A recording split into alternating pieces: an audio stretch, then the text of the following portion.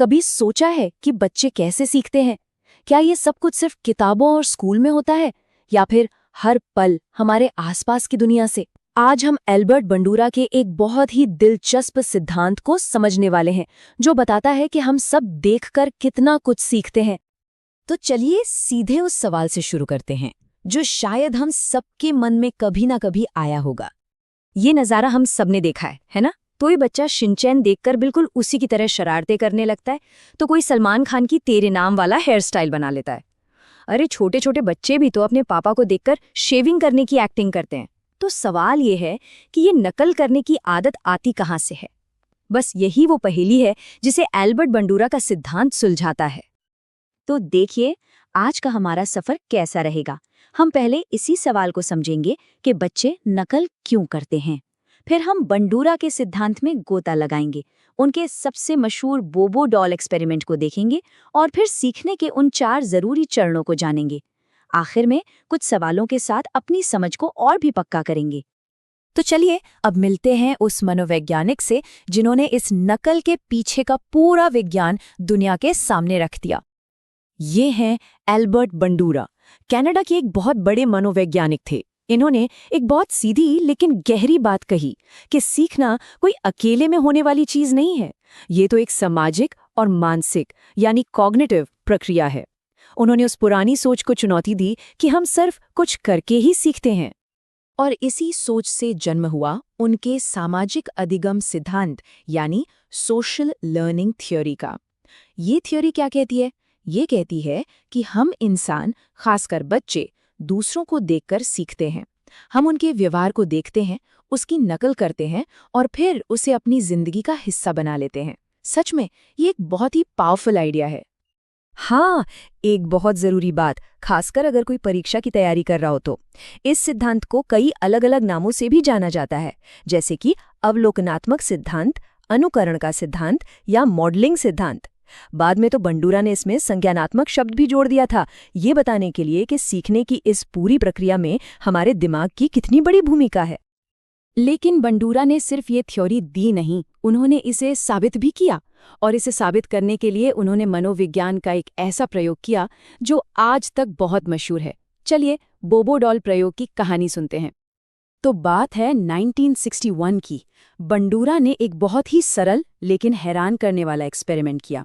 उन्होंने कुछ बच्चों को एक फिल्म दिखाई। उस फिल्म में एक बड़ा आदमी बोबो डॉल नाम के एक खिलौने को पीट रहा था, उस पे चिल्ला रहा था। फिल्म खत्म होने के बाद उन बच्चों को एक कमरे में उसी बोबो डॉल के साथ अकेला छोड़ दिया गया। और नतीजा चौंकाने वाला था। बच्चों ने हूबहू वही किया जो उन्होंने फिल्म में देखा था। उन्होंने भी डॉल पर हमला करना शुरू कर दिया। इस प्रयोग का निष्कर्ष बहुत सीधा और गहरा था कि एक बच्चा जैसा व्यवहार अपने आसपास होते हुए देखेगा, वही चीज उसके व्यक्तित्व का हिस्सा बन जाएगी। मतलब जो वो देखते हैं वही वो बन जाते हैं। ये मनोविज्ञान की दुनिया में एक बहुत बड़ी खोज थी। तो ये तो साबित हो गया कि बच्चे देखकर सीखते हैं, पर सवाल यह है कि आखिर ये प्रक्रिया होती कैसे है। इसके लिए बंडूरा ने 4 बहुत ही आसान से चरण बताए हैं।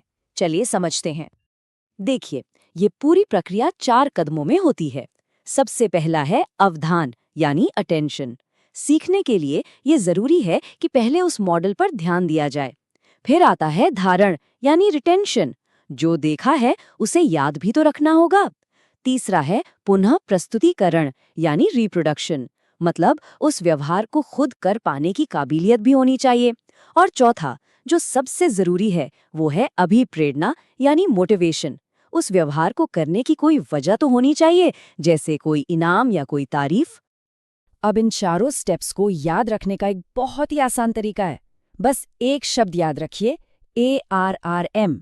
ए से अटेंशन, आर से रिटेंशन, अगले आर से रिप्रोडक्शन और एम से मोटिवेशन। ये एक ऐसी ट्रिक है जो हमेशा काम आएगी। लेकिन रुकिए, बंडूरा की थियरी सिर्फ नकल करने तक ही सीमित नहीं है। उन्होंने 2 और बहुत गहरी बातें बताई जो ये समझाती हैं कि हमारा बर्ताव, हमारे विचार और हमारा माहौल, ये सब आपस में कैसे जुड़े हुए हैं। बंडूरा का एक और जबरदस्त आइडिया था परस्पर नियतिवाद। अब ये क्या है?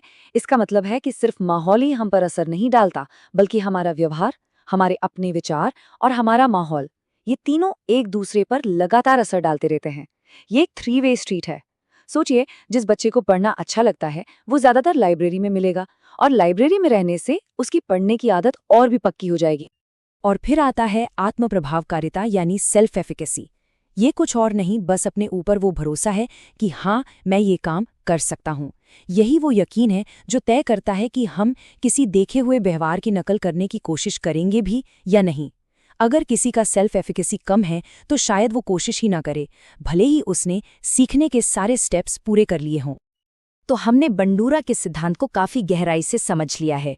चलिए अब एक छोटे से सारांश और कुछ सवालों के साथ ये देख लेते हैं कि हमने आज क्या क्या सीखा। तो एक बार जल्दी से देख लेते हैं कि इस पूरे विश्लेषण की मुख्य बातें क्या हैं। पहली बात, सीखना एक सामाजिक काम है। दूसरी, हम नकल करके सीखते हैं। तीसरी, ये पूरी प्रक्रिया ARM के 4 चरणों में होती है। और चौथी बात, हमारा व्यवहार, हमारे विचार और हमारा माहौल, ये तीनों एक दूसरे को लगातार प्रभावित करते हैं। चलिए पहला सवाल देखते हैं। बंडूरा के सामाजिक अवलोकन पर आधारित अधिगम सिद्धांत में इनमें से कौन सी प्रक्रिया होती है? आपके ऑप्शन हैं ए चिंतन, बी प्रतिधारण, सी पुनरावृत्ति या डी सार को दोहराना। जरा ARM मॉडल को याद कीजिए। जी हाँ, सही जवाब है बी प्रतिधारण यानी कि रिटेंशन। ये ARM मॉडल का दूसरा और बहुत जरूरी स्टेप है जिसमें देखी हुई जानकारी को याद रखा जाता है। अब अगला सवाल, सामाजिक अधिगम का सिद्धांत इनमें से किस चीज पर ज्यादा जोर देता है? ए प्रकृति पर, बी पोषण पर, सी अनुकूलन पर या डी पाठ संशोधन पर? सोचिए, ये थ्योरी जन्मजात गुणों की बात करती है या माहौल और परवरिश की? बिल्कुल सही, इसका जवाब है बी पोषण यानी नर्चर। ये पूरा सिद्धांत इसी बात पर आधारित है कि हम अपने सामाजिक माहौल और परवरिश से सीखते हैं, ना कि सिर्फ उन गुणों से जिनके साथ हम पैदा होते हैं। उम्मीद है कि एल्बर्ट बंडूरा के सामाजिक अधिगम सिद्धांत पर ये जानकारी आपको अच्छी लगी होगी।